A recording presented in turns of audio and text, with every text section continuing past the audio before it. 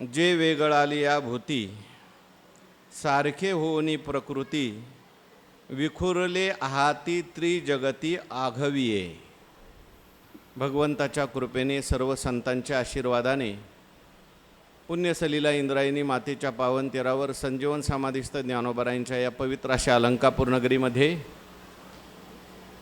ज्ञानराज माऊलींच्या या पवित्र अशा प्रांगणामध्ये वारकरी शिक्षण संस्था आणि आळंदी देवस्थान यांच्या माध्यमातून सुरू असलेली आपली ही नित्याची ज्ञानेश्वरी प्रवचन सेवा, सेवेकरता उपस्थित सर्व भाविक भक्त, श्रोते सज्जन, माता भगिनी सर्वांच्या चरणी वंदन करून आपण सर्वांनी मिळून ही चिंतन सेवा या ठिकाणी करायची आहे.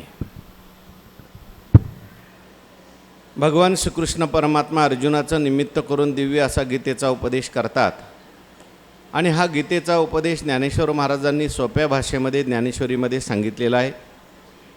10व्या अध्यायाचा आपला विचार सुरू आहे आणि 10व्या अध्यायामध्ये भगवान श्रीकृष्ण परमात्मा अर्जुनाला आपल्या विभूती सांगत आहेत. भगवंताच्या विभूती जाणल्या पाहिजेत आणि भगवंताचा योगही जाणला पाहिजे. 10व्या अध्यायाचं नाव आहे विभूती योग. विभूती म्हणजे विशेष प्रकारचं भगवान परमात्म्याचं ऐश्वर आणि योग म्हणजे भगवंताचं सामान्य असलेलं रूप. भगवान परमात्म्याचा समाधीमध्ये जो काही अनुभव आहे तो योग आहे आणि व्यवहारामध्ये जो आलेला अनुभव आहे तो विभूती आहे. काही ठिकाणी भगवान परमात्मा सामान्य रूपाने असतात आणि काही ठिकाणी मात्र विशेष रूपाने प्रगट होतात.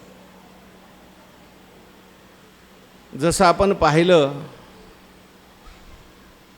पृथ्वीमध्ये गंध सगळीकडेच आहे पण फुलामध्ये विशेष रूपाने प्रगट होत असतो. नाद तसा पाहायला गेला तर सगळीकडेच आहे परंतु वाद्यामधून विशेष प्रकारे प्रगट होत असतो. म्हणून सामान्य रूपाने भगवान परमात्मा सर्वत्रच आहे. भगवान कुठे नाही सांगा. म्हणून अर्जुन नामी नसे ऐसा कवन ठाव असे, प्राण्याचे दैव कैसे जे मीच नाही म्हणते. सर्वत्र भगवान परमात्मा आहे. तो नाही ऐसा ठाव उरलासे कवन सर्वत्र संपूर्ण गगन जैसे. पण सगळीकडे जरी असला तरी आपल्याला त्याची प्रतीती आहे का? सामान्य रूपाने भगवान परमात्मा जरी असला तरी आपल्याला विशेष रूपाने प्रगट व्हावा लागतो. अग्नी सामान्य रूपाने लाकडात आहे पण तो जाळत नाही. जेव्हा तो घर्षणाने विशेष रूपाने प्रगट होतो तेव्हा तो जाळतो. म्हणून भगवंत सांगत असताना भगवंताच्या विभूतीही सांगणार आहेत आणि भगवंताचा योगही सांगणार आहे. म्हणून मला कशा पद्धतीने जाणलं पाहिजे भगवान परमात्मा 81व्या श्लोक ओवीमध्ये काल बोलून गेले. आता 82 क्रमांकाची ओवी तिचं चिंतन आपल्याला करायचं आहे. 81व्या ओवीमध्ये काल भगवंताने सांगितलं, तेचे आमुते कैसे जाणीजे. मला कशा पद्धतीने जाणलं पाहिजे. ऐसे कल्पी जरी चित्त तुझे, अशी तुझ्या चित्तात जर कल्पना असेल तरी मी ऐसा हे माझे भाव ऐके. मी अशा पद्धतीचा आहे, माझे भाव मी तुला सांगतो. कुठं कुठं देवा तुम्हाला पाहायचं, कसं कसं देवा तुम्हाला पाहायचं, कुठं कुठं तुमचं ध्यान करायचं, असा अर्जुन पुढे प्रश्न विचारणार आहेत आणि त्याच्या उत्तर म्हणून भगवान परमात्मा विभूती सांगणार आहेत. पण त्या विचारण्याच्या अगोदरच भगवंतांनी सांगायला सुरुवात केलेली आहे. जे वेगळाली या भूती, सारखे होऊनी प्रकृती, विखुरले आहाती त्रिजगती आघविये. भगवान म्हणतात जे म्हणजे काय हो, ते ओवे बघितल्याशिवाय कळणार नाही. जे शब्दाचा अर्थ काय? मागच्या ओवीमध्ये बघा. तरी मी ऐसा हे माझे भाव ऐके. जे म्हणजे जे शब्दाचा अर्थ आहे भाव. भगवंताचे जे काही भाव आहेत, भगवान जो काही प्रगट होत असतो तो कोणत्या कोणत्या रूपाने प्रगट असतो, कोणत्या कोणत्या विभूतीच्या रूपाने प्रगट होत असतात, त्याला भगवंतांनी ते भाव म्हटलेलं आहे. म्हणून जे वेगळाली या भूती, म्हणजे वेगवेगळ्या प्राण्यांच्या ठिकाणी, वेगवेगळ्या भूतांच्या ठिकाणी वेगवेगळे भाव आपल्याला दिसतील. पशु असतील तर वेगळे भाव दिसतील, पक्षी असतील तर वेगळे भाव दिसतील, मनुष्यामध्ये सज्जन असेल तर वेगळे भाव दिसतील, दुर्जन असेल तर वेगळे भाव दिसतील. प्रवचनात बसलेले आहेत त्याच्यात सुद्धा सगळ्यांचे भाव सारखे आहेत का? कोणाचा झोपण्याचा भाव चाललेला आहे, कोणाचा इकडं बघण्याचा भाव चाललेला आहे, कोणाचा नीट ऐकण्याचा भाव चाललेला, भाव वेगवेगळे आहेत. हो, कोण मांडी घालून बसलं आहे, कोण वरपाय करून बसलं आहे, प्रत्येकाचा भाव वेगवेगळा आहे. म्हणून भगवान परमात्मा म्हणतात, जे वेगळं आलिया भूती, वेगवेगळ्या भूतामध्ये वेगवेगळे भाव असतात. भूत शब्दाचा अर्थ आहे ते भूत घ्यायचं नाही. हां, जे झालेलं आहे त्या सगळ्यांना भूत म्हणतात. भू भवती म्हणजे होणे, आणि त्याचं धातुसाधित विशेषण आहे भूत, म्हणजे जो झालेला आहे त्याला सगळ्याला काय म्हणायचं? भूत.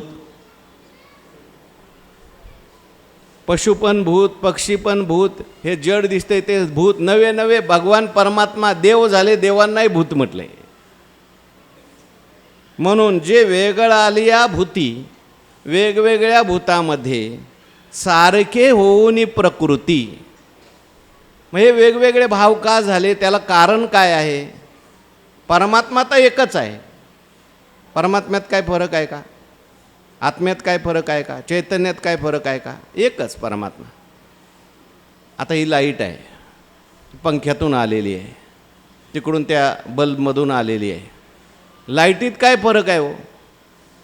पण एकच लाईट काही ठिकाणी हवा देत आहे, काही ठिकाणी एकच लाईट गरम पण करते.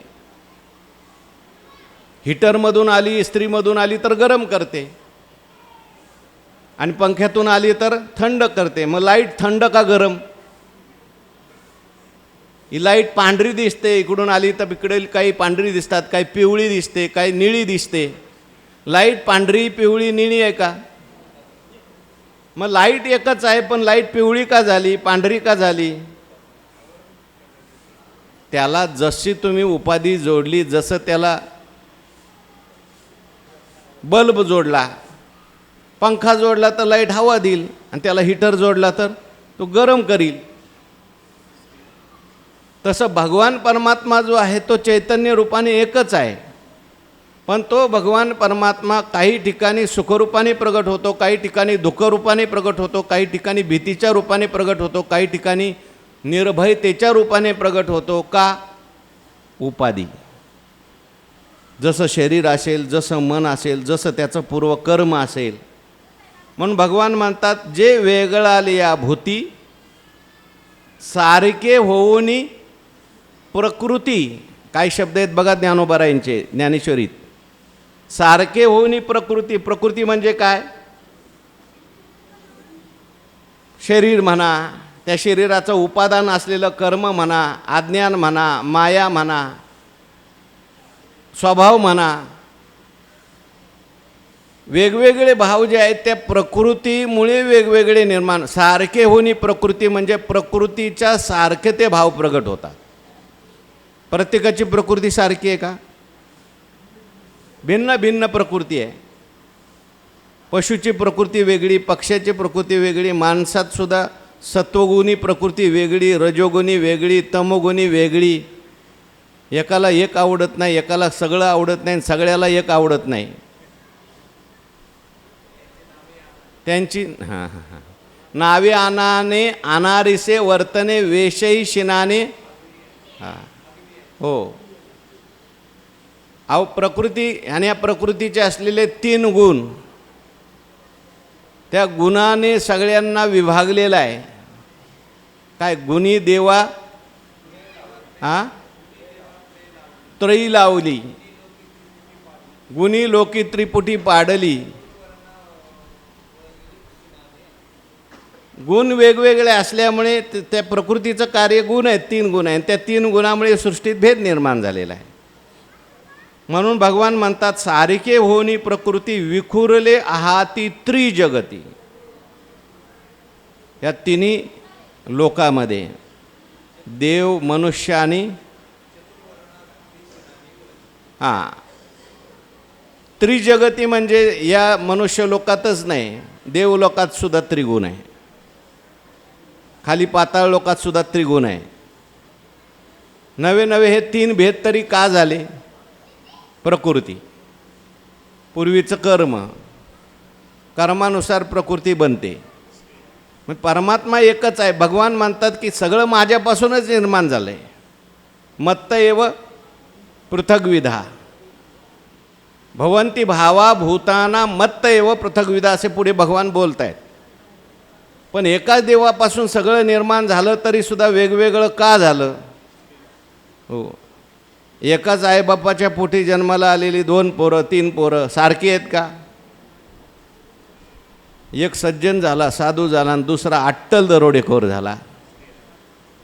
आईबापाचा काय दोष? आईबाप एकच आहेत.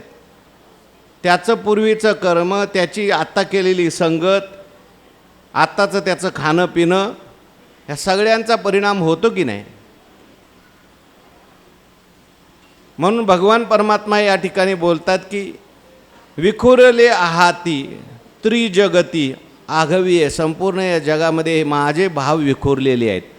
प्रकृतीनुसार वेगवेगळे झालेत.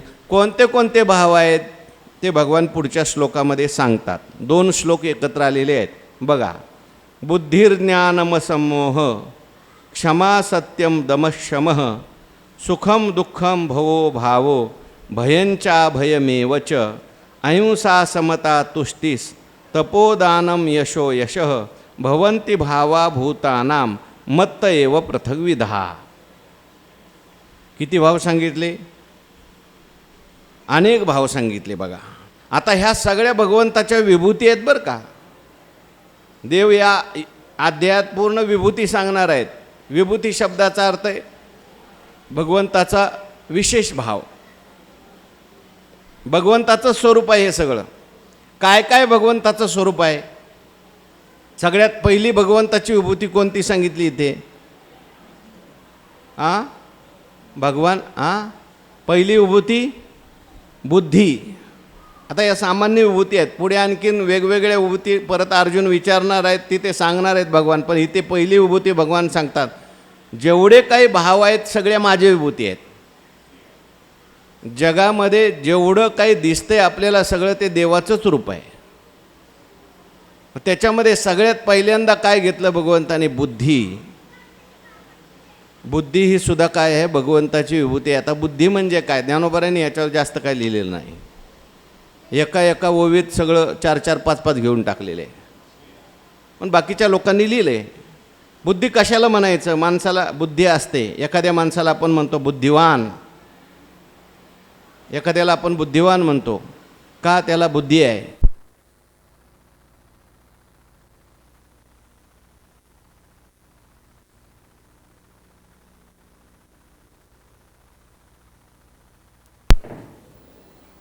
त्या अमेरिकेमध्ये काही आतंकी होते, आतंकवादी होते. त्याने विमान उडवलं आणि त्या ह्याच्यावर बिल्डिंगवर जाऊन धडकवलं. आता विमान उडवायला बुद्धी नको का? आणि बरोबर नेऊन त्या बिल्डिंगला जाऊन धडकवलं, बुद्धी नको? मग त्याला बुद्धिमान म्हणणार का? ती दुष्ट बुद्धी आहे, सद्बुद्धी नाही. ज्ञानोबारायांनी बुद्धीची व्याख्या सांगितली ज्ञानेश्वरीत. तैसे ईश्वरा वाचोनी काही आणि कलानी नाही, एकच बुद्धी पाही. बुद्धीचे वैभव अन्य नाही दुजे सकळ सिद्धी. जयाचे ज्ञान विश्वनेने जाणे. ज्ञान येणार आहे पुढं आणखीन परत. आता बुद्धीचा विषय चालला आहे. भगवान परमात्मा म्हणतात बुद्धी. बुद्धी म्हणजे काय? बुद्धीची तशी अनेक ठिकाणी व्याख्या आलेल्या आहेत, ज्ञानोबारायांनी सांगितलेल्या आहेत. पण इथे बुद्धी शब्दाचा अर्थ आहे अंतःकरणाचं ज्ञान घेण्याचं, ज्ञान होण्याचं जे सामर्थ्य आहे त्याला म्हणायचं बुद्धी. म्हणजे सूक्ष्मातल्या सूक्ष्म पदार्थाला ग्रहण करण्याचं अंतःकरणाचं जे सामर्थ्य असतं त्याला काय म्हणायचं? बुद्धी आहे. ग्रहण करण्याचं सामर्थ्य असतं अंतःकरणामध्ये. किती जरी अवघड विषय सांगितला तरी काय काय लोकांना लगेच ग्रहण होतं. काय काय लोक म्हणतात ते काय कळलं नाही आम्हाला. त्याची बुद्धी थोडी जड असते, याची बुद्धी थोडी काय असते? तल्लक असते. आपण बुद्धीचा विषय नेहमी सांगत असतो. शेणासारखी बुद्धी, कापरासारखी बुद्धी, हे सगळं सांगत असतो आपण. पण इथे मात्र बुद्धी जी आहे परमात्म्याला विषय जी करते, परमात्म्याचा निश्चय जी करते, तिलाच आपल्याला बुद्धी म्हणता येईल. बाकी मग दुर्बुद्धी म्हणा, असद्बुद्धी म्हणा. बुद्धी शब्दाचा अर्थ इथे परमात्म्याला ग्रहण करण्याचं अंतःकरणाचं जे सामर्थ्य आहे त्याला म्हणायचं बुद्धी. आता त्या बुद्धीमध्ये सुद्धा खूप प्रकार आहेत. सात्विक बुद्धी, रजोगुणी बुद्धी, तमोगुणी बुद्धी 17व्या अध्यायात विषय आला आहे. सात्विक बुद्धी कशाला म्हणायचं, रजोगुणी बुद्धी कोणाची गीतापाठ असेल तर त्याला सांगता येईल, कमीत कमी श्लोक वाचलेले असेल तरी सांगता येईल, पाहूनसुद्धा सांगता येईल. सात्विक बुद्धी काय करते, रजोगुणी बुद्धी काय करते आणि तमोगुणी बुद्धी काय करते. म्हणून बुद्धी भगवान परमात्मा मी आहे. मग तुम्ही म्हणाल सद्बुद्धी भगवान आहे आणि दुर्बुद्धी कोण आहे? दुर्बुद्धीच्या रूपाने जे ज्ञान प्रगट होतं आहे ते भगवंताचंच रूप आहे आणि सद्बुद्धीच्या रूपाने प्रगट होतं आहे ते भगवंताचंच रूप आहे. भगवान जो आहे त्याच्यामध्ये प्रगट होणारं चैतन्य आहे. हां, त्याच्या कर्मानुसार त्याची बुद्धी वेगळी असल्यामुळे सात्विक बुद्धी असेल तर सुखाला कारणीभूत होईल, तमोगुणी असेल तर दुःखाला कारणीभूत होईल. धर्मराजाच्याही बुद्धीमध्ये परमात्माच आहे आणि दुर्योधनाच्या बुद्धीत सुद्धा कोण आहे? मग धर्मराज असा का आणि दुर्योधन असा का? कर्म वेगवेगळे आहे प्रत्येकाचं. म्हणून बुद्धी पुढे ज्ञान म्हटलेलं आहे. भगवंताची दुसरी विभूती या ठिकाणी सांगितली, ज्ञान. ज्ञान शब्दाचा अर्थ आहे, आपण ज्ञान शब्दाचा अर्थ अनेक वेळा पाहून सुद्धा आलेलो आहे. अर्जुना तया नाव ज्ञान. पण तया नाव ज्ञान म्हणजे काय? त्याच्या अगोदरची ओळी पाहिजे. जाणीव जेथ न रिगे, विचार मागोता पावली निगे, तर्कू आईनी नेगे अंगी जयाच्या अर्जुना तया नाव ज्ञान. जाणीव जेथ न रिगे, जिथे जाणीव पोचू शकत नाही, जे जाणणे स्वरूप आहे, जाणलं जात नाही जे जाणणे स्वरूप आहे. ज्ञातृ ज्ञेयाविन नुसदेची जे ज्ञान, त्याला म्हणायचं ज्ञान. व्यवहारातलं ज्ञान वेगळं आणि हे आत्मज्ञान वेगळं. जे जाणतल्यावरती वर्ते काहीच जाणणे नाही, जेथे जाणण्याची तन्मयाते आणि तयाते. ठीक आहे, व्यवहारातलं जे ज्ञान आहे, घटाचं ज्ञान, पटाचं ज्ञान, हे सुद्धा ज्ञानच आहे. पण ते ज्ञान पैगा बरवे नाही. जे जाणल्यानंतर सगळं काही जाणल्यासारखं होतं, काही जाणायचं शिल्लक राहत नाही, जाणणारा सुद्धा शिल्लक राहत नाही, तो जाणणे स्वरूप होऊन जातो ते ज्ञान. तैसे जे जाणतली यासाठी संसाराच्या गाठी, लावणी बैसवे पाठी मोक्षश्रीच्या. ते ज्ञान.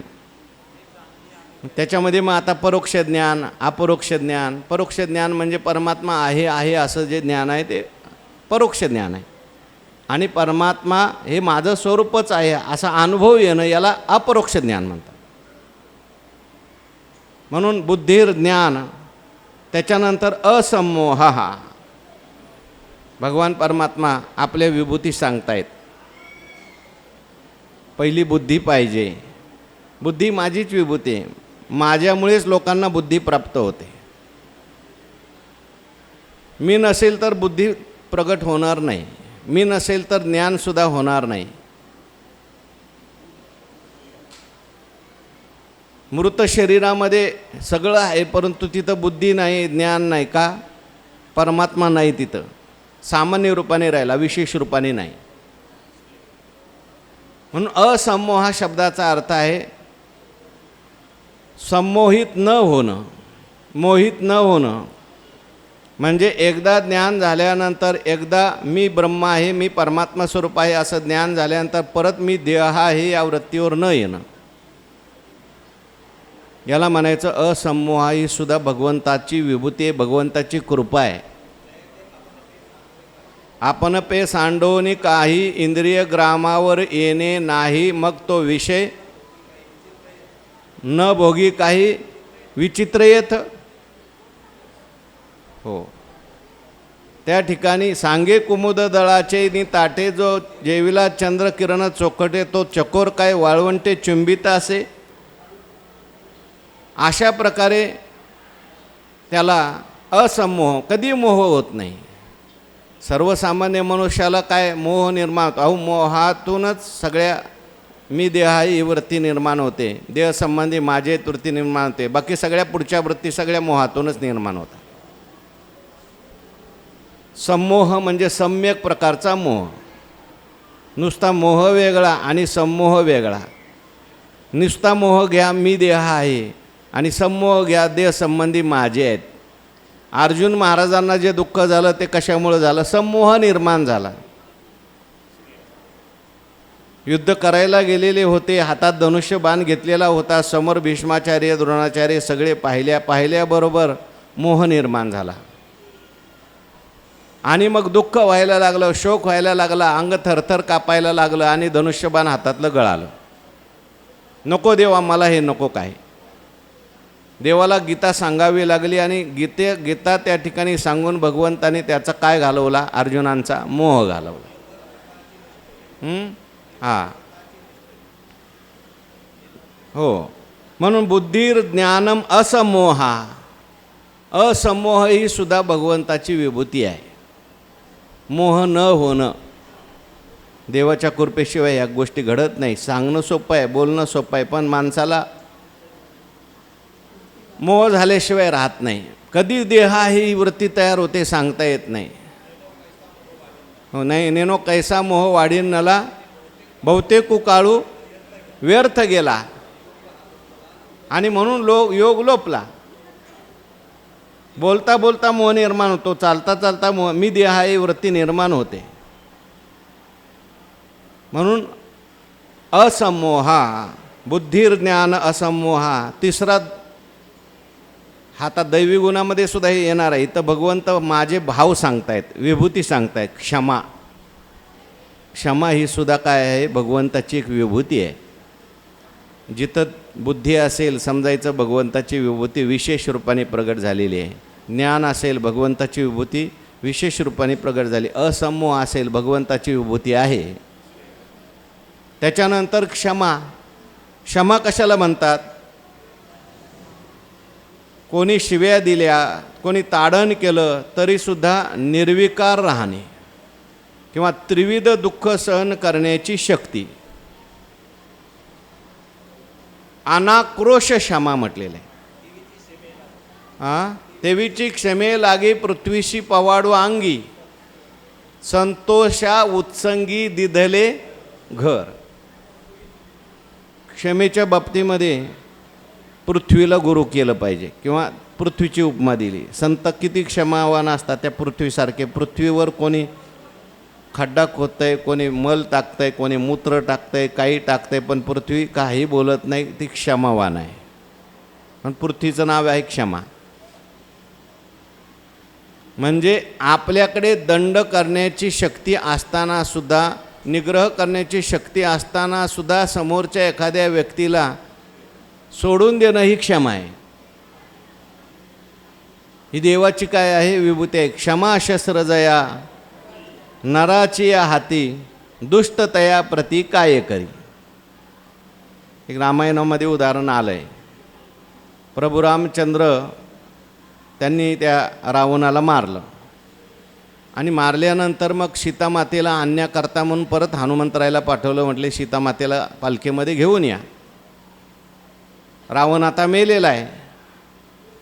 हनुमंतराय गेले सीतामातेला आणण्याकरता आणि गेल्यानंतर सीतामातेला पालखीत बसवणार तेवढ्यात हनुमंतरायांनी सांगितलं, आई या आजूबाजूच्या राक्षसांनी तुम्हाला खूप त्रास दिला आहे की नाही, यांना थोडी दक्षिणा दिली पाहिजे जाता जाता.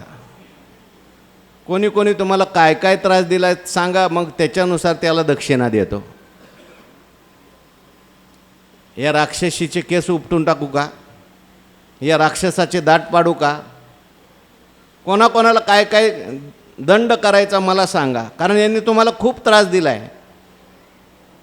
सीतामाता हसल्या, म्हटल्या हनुमंता असं काहीच करायचं नाही आपल्याला. म्हणजे का? अरे बाबा, हे सगळे जे करत होते, मला त्रास देत होते, दुःख देत होते, त्यांच्या मनाने देत होते का रावणाच्या सांगण्यामुळे देत होते? रावणाच्या सांगण्यामुळे देत होते.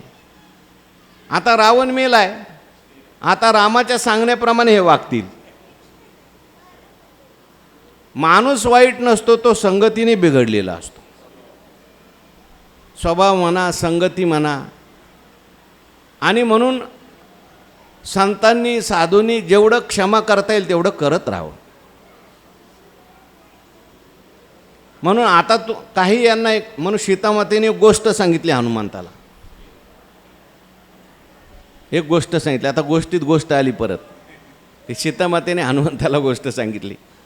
म्हटली, जंगलामध्ये एक मनुष्य चाललेला होता आणि चाललेला असल्यानं त्याच्या मागे वाघ लागला.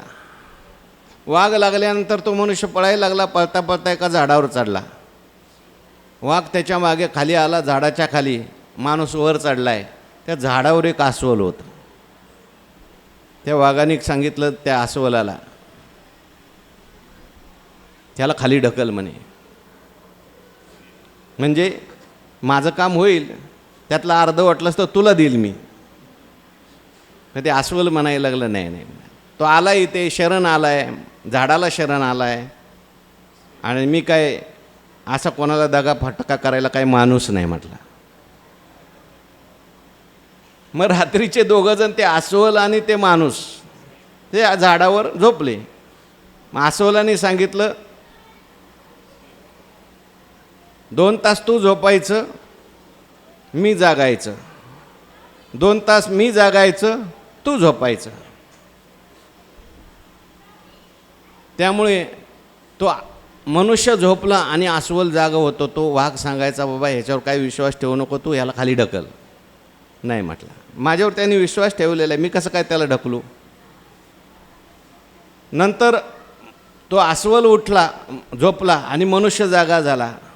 माणसाला त्यांनी सांगितलं, त्या वाघाने म्हटले, काय आता मला भूक लागलेली आहे, मी काही इथून जाणार नाही, मारावंच लागेल म्हणे कोणाला तरी एकाला, त्याला खाली ढकल. माणसानं दिनल ढकलून त्याला खाली. खाली ढकलून दिल्यानंतर सुद्धा ते फांदीला धरलं, ते अस्वल वर गेलं. परत गेल्यावर वाघाने त्याला सांगितलं, आता तरी कमीत कमी ह्या बदमाश माणसाला खाली ढकल. पण तिथे असं आलंय की त्याने ढकललं नाही. तो म्हटला, त्याने त्याचा स्वभाव सोडला म्हणून मी माझा स्वभाव सोडू का? पण हे उच्च कोटीचे महात्म्य. व्यवहारात आपल्याला असं वागता येत नाही, आणि वागलं तर लोक जगू देत नाही. पण जो खरा संत आहे त्यांची वृत्ती कशी असते? क्षमा. तुकोबारायांच्या बाबतीमध्ये, भूतांची दया हे भांडवल संता, आपुली ममता नाही देही. अहो, त्या मंबाजी बुवांनी काट्याने मारलं आणि परत संध्याकाळी त्याच्याकडेच गेले, चला कीर्तनाला चला. म्हटले, माझ्यावर रुसा, पण कीर्तनावर रुसू नका, चला कीर्तनाला. तुमचे पाय दुखत असतील तर मी चोळून देतो. क्षमा. म्हणून क्षमा ही सुद्धा भगवंताची विभूती आहे. आता ही क्षमा प्रत्येकाची वेगवेगळी आहे बरं का. संतांची वेगळी, शेतकरीची वेगळी, पोलिसाची वेगळी, सैनिकाची वेगळी, ते वेगवेगळे प्रकार आहेत त्याच्यात. आपण इथे संतांची क्षमा सांगतोय. नाही तर तुम्ही म्हणाल सैनिक आहे आणि त्याने काय करायचं, शत्रू दिसला का क्षमा करायची, चालत नाही. पोलिसाला चोर सापडला, तो म्हटला क्षमा करा, चालत नाही. दया तिचे नाव भूताचे पाळण, अनेक निर्दळ कंटकाचे. वेगवेगळ्या पद्धतीने आहे. धर्म अधर्म या गोष्टी, काल देश हे सगळं पाहून ते बदलत असतात. म्हणून बुद्धिर ज्ञानम सम्मोह क्षमा सत्यम. भगवंताची विभूती पुढची सांगितली, सत्य. सत्य म्हणजे काय? सत्य कशाला म्हणायचं? जे पाहिलेलं आहे, ऐकलेलं आहे, अनुभवलेलं आहे, जसंच्या तसं दुसऱ्याला ज्ञान करून देणं किंवा सांगणं, लौकिक दृष्टीने सत्य आहे. पण खरं सत्य काय सांगू का? सगळ्या जगाचं कल्याण ज्याच्यामध्ये आहे ते वागणं किंवा ते सांगणं, ते बोलणं, ते करणं हे सत्य.